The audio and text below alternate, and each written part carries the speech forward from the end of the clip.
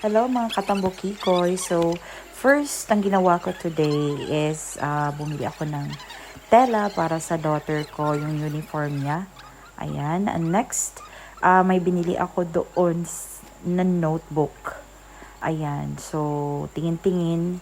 And finally, yung nakita ko, yung napili ko is yung green apple na notebook. So, journaling. Ayan, marami ako nakita mga binibentang board games. And sumaglit ako sa SM.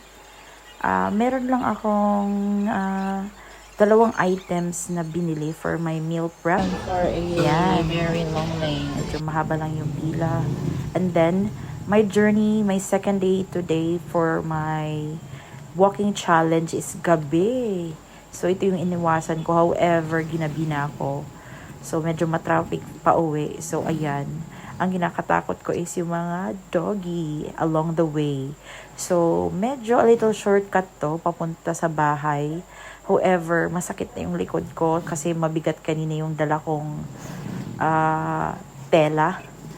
So, I need to go home. But still, I was able to walk for my second day walking challenge. Ayan yung dog. Umiiwas ako sa dog. Yun ang ano ko sa gabi. So, ayan.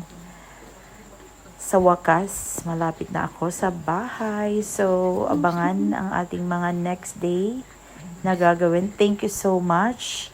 And let's pray for one another. May bit-bit pa ako niya, no, sa shadow ko. Ayan. And ito pala yung progress ko. Umabot ako ng 5,000 plus.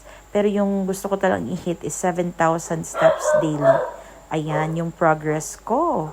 Amazing. Thank you, Lord.